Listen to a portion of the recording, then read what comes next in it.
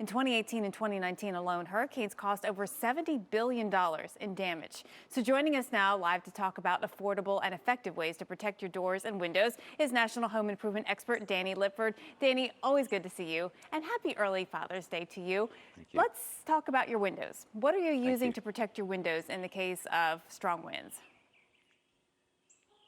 Well, I'll tell you, I just built this home just recently in Mobile, Alabama, and I'm only 1 mile from Mobile Bay and only 15 miles from the Gulf of Mexico. So I wanted to make sure that I was going to be able to protect the home. I did a lot of research, and I saw a lot of the motorized type blinds that come down over the outside of the house. Very expensive, and they really didn't look that good. I also considered using the shutters that I have here. These are operable shutters, and I love the way they look, and they can close down. But an engineer told me that this actually will provide more protection for my home than wood like this. And this is material that's a hurricane fabric, very similar to what they make bulletproof vest out of, Kevlar.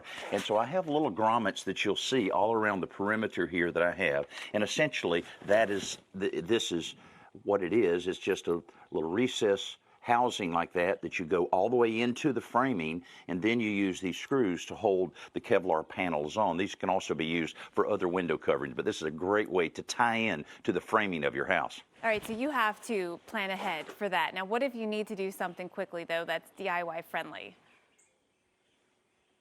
Well, certainly plywood is a great go-to way of doing that, and this is a pretty neat way of doing plywood where you have barrel bolts around on the perimeter, and you have a handy handle here, and it fits right inside this. And if I was actually using this, I would have holes drilled here that will close that, and within minutes, I have this window protected. Of course, you want to make sure that you number them so that it's very easy in the event of a storm that you can get these panels up. You don't want to wait till Jim Cantori's in your town to be able to put up panels. You need to get this plywood early.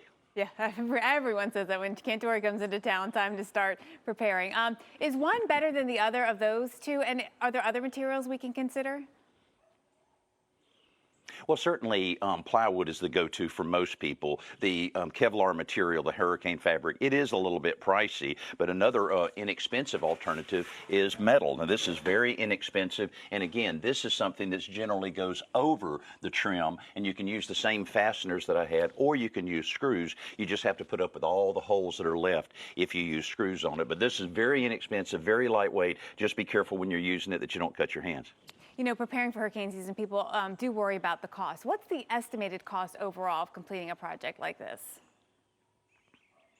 Well, for plywood on a house like this, you could do it for about $300. And some of the larger openings like doors and so forth, you have to use some extra material. And when you're dealing with garage doors, there's certain fortification measures that you can do there. It's very simple if you do it in advance. If you wait till the last minute, everybody's scurrying around and you may not be able to get your hands on those materials. So go ahead and spend the $300 or $400 right now. Get your plywood, get it cut, get it numbered, and you'll be ready whether a storm comes this year or next year. Plywood's not going anywhere. Yeah, exactly. All right, great advice. Danny Lipford, national home improvement expert and host of today's Homeowner. Thank you so much for the tips. As always, great advice.